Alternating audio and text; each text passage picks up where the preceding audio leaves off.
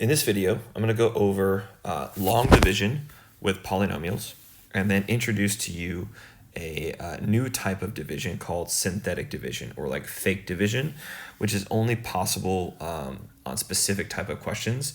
But what I found is even if you cannot do synthetic division or you forget synthetic division, you can always do long division. Okay. Now, when you guys did questions like this in elementary school, you would have had 2 is the divisor and 1,255 is called the dividend. Then you would do the division of like how many times does 2 go into 12, which is 6 times, right? 6 times 2 is 12. You subtract, you get 0, bring down the 5. 2 goes into 5 twice. 2 times 2 is 4. Subtract, you get 1, bring down this 5. 2 goes into 15 7 times. Subtract, you get a remainder of 1. Remember writing that R1. All right, so we're going to essentially do this process of long division. All right, but with polynomials, it is obviously more complicated. But if you just follow the same steps that you learned in elementary school, then you should be okay. So I'll give you an example here. All right, we have the divisor is x plus 2. And our dividend is 7x squared plus 2x plus 5. All right, so it is going to be kind of weird to say it, but you'll get used to it. My first question I'm asking myself is, how many times does x go in to 7x squared? Okay, and if that's weird to say or you don't really know what that means, just ask your brain something, which I'm going to put here, that multiplies by my x has to give me 7x squared. So that's going to be 7x. 7x times x is 7x squared. And that's your goal every time you do this. It should match.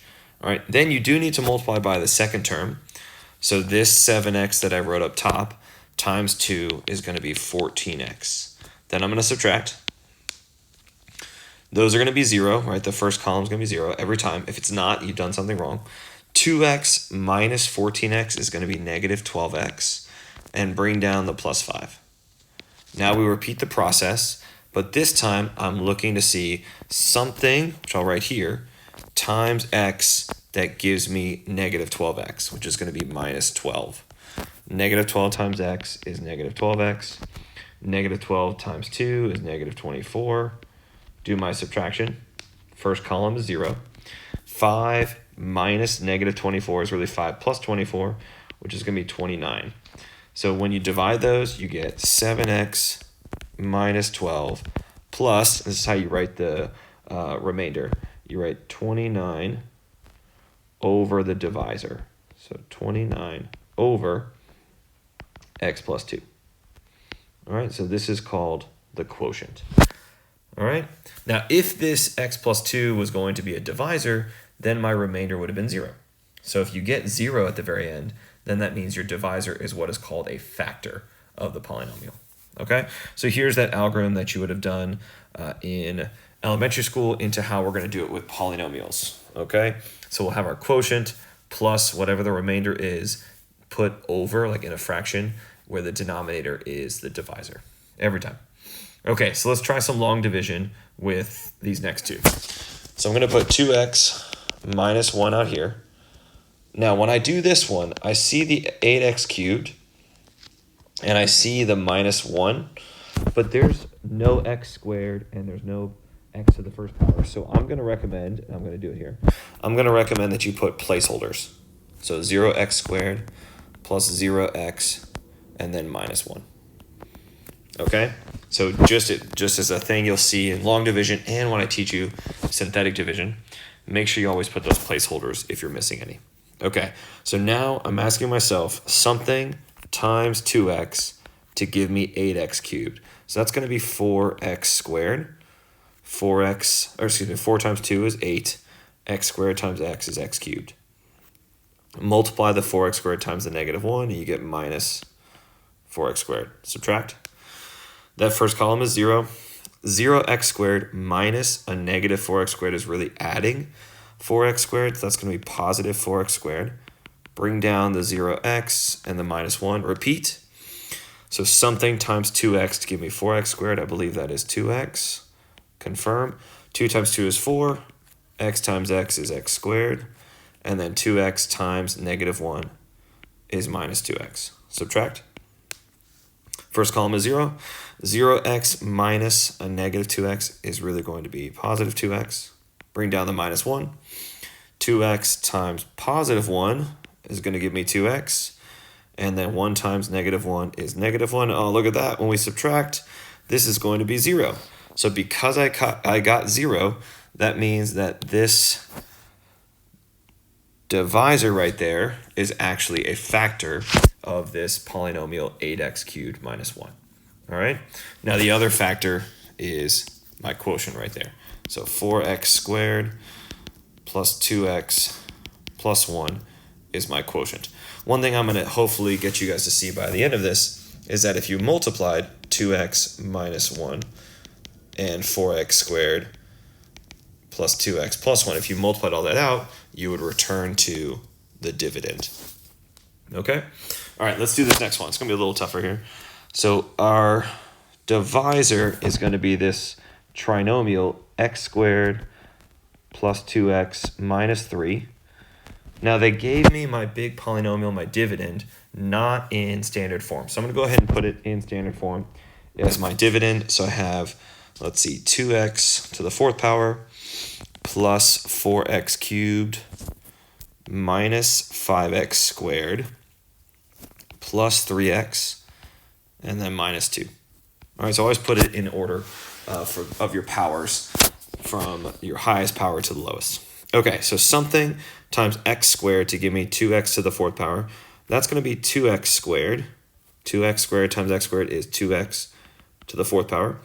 2x squared times 2x is plus 4x cubed. And then 2x squared times negative 3 is minus 6x squared. Subtract.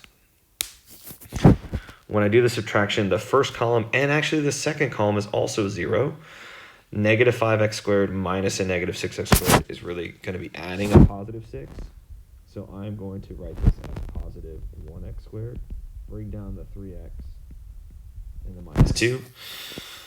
So I'm going to write plus 1 here because 1 times x squared is x squared. 1 times 2x is 2x. And 1 times negative 3 is negative 3. Subtract. And you get 0 in the first column. 3x minus 2x is 1x. Negative 2 minus a negative 3 is a plus 1. That is going to be my remainder. So this answer here is 2x squared plus 1. And then write plus x plus 1 over x squared plus 2x minus 3. All right, so that is my quotient. All right, now let me teach you a quicker way to do polynomial division called synthetic division. Now it only works, this is extremely important, it only works if your divisor is in the form x minus a constant. Now it could be x plus 6 or x plus 7 or x minus 9, as long as it's x to the 1st power and then plus or minus whatever the number is. All right, you'll notice in both of these, they both are x to the 1st power and then plus or minus some number. So the first thing you do is you look at your divisor, and because we're using x minus k, I'm going to think opposite and write negative 3. And put it kind of like in a half box so you know it's in the corner. All right, then I'm going to take my coefficients from my dividend and write them in the same kind of line. But notice I'm missing one, right? It has x to the 4th power, then x squared. I skipped x cubed, right? There's no x cubed. So I'm going to write 1 for x to the 4th power, 0 for x cubed, negative 10 for the coefficient in front of x squared, negative 2, the coefficient in front of x, and then 4 for my constant. That's the setup. Draw a big horizontal line here. It's not division. So here's the process. I'm going to try to go slowly. We'll practice a lot in class. Take the first number that you wrote down, your first coefficient, is going to come down below the line. So write 1. Then that number that you wrote below the line is going to multiply by the number in the corner, that negative 3. So 1 times negative 3 is negative 3. And I want you to write it underneath, but above the line, in the next column. Then we're going to add. So for long division, when I did these two, you'll notice I always subtracted. But with synthetic division, I'm always going to add. So 0 plus -3 is -3. Now I'm going to repeat the process. That -3, that's the below the line, is going to multiply by the number in the corner to give me +9. Adding that next column, -10 plus 9 is -1. Multiplying by the number in the corner, I get +3. Adding the next column, I get 1. 1 times -3 is -3. Adding, and you get, I'm going to do another half box here, +1. All right, to show you that's my remainder. So now to write the answer, this is the kind of the toughest part, I think. To write the answer, you go back to the original, and the original had x to the 4th power as the highest exponent. When you write your answer, all these numbers in your answer down here, all these numbers are going to be coefficients for your quotient. But you want to start with one less than the exponent that was in the original dividend. So instead of x to the 4th power, this is going to be 1x to the 3rd power minus 3x squared minus 1x to the 1st power plus 1. And then this plus this last one here that's in the half box is my divisor, or excuse me, is my remainder. So plus 1 over the divisor x plus 3. So that is my quotient. And don't worry, you'll practice this so much, you'll be really good at it. Let's do part B. I'm going to go a little faster. So the opposite of this x minus 1 is going to be a +1 in the corner. I have a coefficient of 4, coefficient of 1, -3, and +7. Notice I don't need a placeholder. We went x cubed to x squared to x to the 1st power to the constant, so nothing was skipped. Draw the line, bring down the first coefficient of 4, multiply by the number in the corner. 4 times 1 is 4. Add, you get 5. 5 times 1 is 5. Add, you get 2. 2 times 1 is 2. Add, and you get 9. So my quotient is going to be 4x squared plus 5x plus 2 plus 9 over x minus 1. All right, let's keep going. Now, this next page, a couple of things you're going to start to see as you connect all of this. There's two kind of theorems that I'll mention as we go through this. The first one's called the remainder theorem.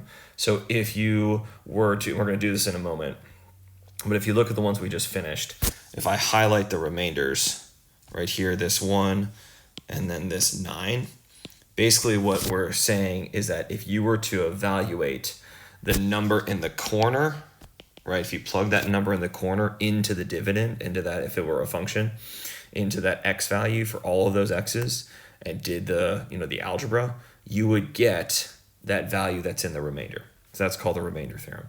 All right, we'll practice here in a moment. The other one is called the factor theorem, is that this didn't happen, but if I would have gotten 0 in either of these remainders, that would tell me that my divisor is actually a factor, all right, which we kind of mentioned earlier on. All right, so let's do these next two to determine if this is a factor of this polynomial. All right, so I'm going to do, remember, think opposite here. So put -1 in the corner. I've got 2, -1, -6, and -1.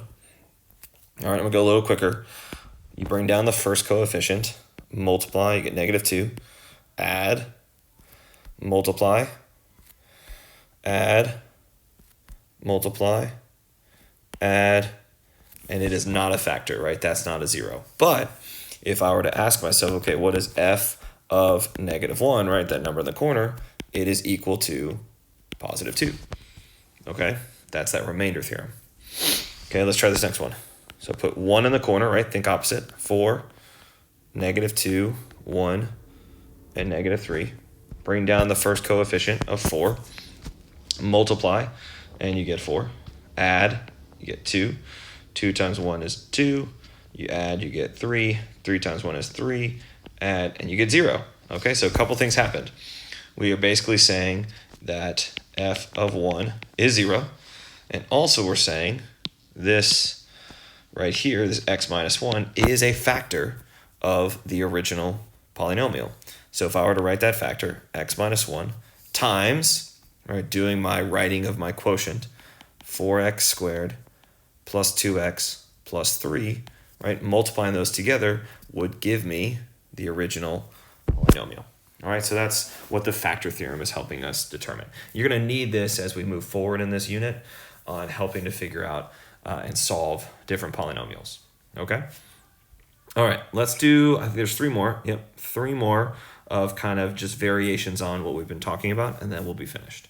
Okay, it says, factor this polynomial completely, given that x equals 2i is a factor. So here's a couple of things I need you to know about this. You'll notice the I, so this is an imaginary solution or factor, which means that x equals negative 2i, right, is always also going to be one of our roots or solutions. So if I were to write this as x minus 2i and x plus 2i and multiply that out, I will get x squared, and that's going to be minus 4i squared, right, because they're conjugates, I don't have a middle term. Okay, and then we know that I squared is negative 1, and so this is really x squared plus 4. So this is my factor that's basically given by this information. So I'm going to use long division because I can't use synthetic division here. It's not in the correct form.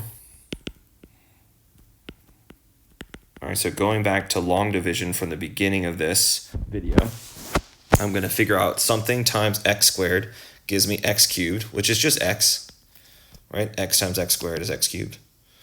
And then x times 4 is going to be 4x. Okay. And then I'm going to subtract. All right. And when I subtract, oh, you know what? I forgot my placeholder. Let me get rid of this real quick and put my placeholder here, which is x squared plus 0x plus 4. All right. And then I'm going to have, when I subtract, I'm going to have negative 5x squared and then bring down my negative 20. Okay. So then something times something times x squared gives me negative 5x squared. That's going to be minus 5. All right. Negative 5 times x squared is negative 5x squared. Negative 5 times 4 is negative 20. And when you subtract, you get 0. Okay, so we know that this is the other factor. So to factor this completely, I take the x squared plus 4, which I already knew, and write down my other factor, which is x minus 5. Now you also, if you remember from our first semester work, you could have also taken this polynomial and you could have done factoring by grouping, right? Group these first two, group the second two, and you would get the same thing. All right, so I'm hoping you start to see the connections in everything that we've done and are continuing to do. Okay, let's go to the next one. The next one says we have a polynomial n of x is divided by x minus 2, and the result is this quotient. And it wants us to find n of x. So that means to find n of x, I need to multiply the divisor, x minus 2, times the quotient of x squared plus 7x plus 7 plus 16 over x minus 2. If I multiply all that together, I will get my original dividend, n of x. All right, so this is just going to be going back to middle school, where this x will multiply by everything, and then the negative 2 by everything in the other polynomial. So x times x squared is x cubed. X times 7x is 7x squared. X times 7 is 7x. And then watch this one. X times 16 is 16x, but that's going to be in over the x minus 2. Continue. Multiply the negative 2 by everything. Minus 2x squared minus 14x minus 14, and then write minus 32 over x minus 2. Okay, so now watch what happens when I combine like terms. The x cubed has no like terms. That just comes down. 7x squared and negative 2x squared is going to be plus 5x squared. Then I have 7x and minus 14x is minus 7x. and then I have the minus 14. Okay, now here's the tricky part. So here's, I think, is the most difficult. Is I gotta do something with this 16x over x minus 2 and this negative 32 over x minus 2. So watch, I'll do a little side work over here. So if I have 16x over x minus 2 minus 32 over x minus 2, I'm hoping you remember from middle school that if you try to subtract fractions, they have to have the same denominator, and they do. So if they have the same denominator, I'm just going to write x minus 2 in one denominator and put in the top 16x minus 32. Now, hopefully you also now notice in the top, this can be factored. They share 16, and I write times x minus 2 all over x minus 2. Let me rewrite this x. There we go. And now I should be able, hopefully you see, to cross out the x minus 2. So that just leaves me 16. So I'm going to write plus 16.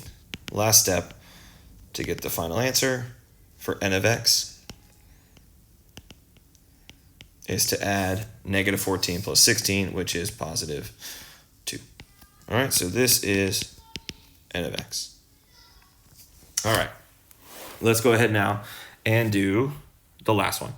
It says, for this division problem, what must a be in order for the remainder to be negative 10? Now, one thing I noticed with this is not only am I finding a, but if you look, the denominator is x plus 2. In that form, x minus k.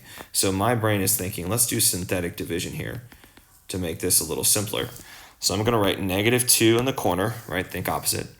Take the coefficients from everything in the numerator, right, which is 5, negative 6, negative 28, and negative a, right, because that's going to be a constant. I don't see anything that's being skipped or like a placeholder needed, so I'll go ahead and start. Bring down the 5. Actually, you know what, before I start, let me do this. It does say the remainder has to be negative 10, so I'm going to do my half box here and put that negative 10. I know that has to be negative 10. All right, now, first coefficient is 5. Bring it down. 5 times negative 2 is negative 10. Add, you get negative 16. Multiply, you get positive 32. Add, you get 4. 4 times negative 2 is negative 8. So this, to get my negative a, I'm going to take this and write it out as negative a minus 8 equals negative 10. All right, let me actually do this to keep in line with what I've been saying. Negative a plus negative 8 equals negative 10. Okay, so negative a minus 8 equals negative 10. Move the minus 8 over with addition. So negative 10 plus 8 is going to be negative 2. I don't want the opposite of a, right? I want a. So a is going to be positive 2. Okay? All right, so that is it for all these different types of questions with long division, synthetic division, looking at the remainder theorem, the factor theorem. Lots of questions for you to try in the homework. Please come see me if you have any questions. Good luck.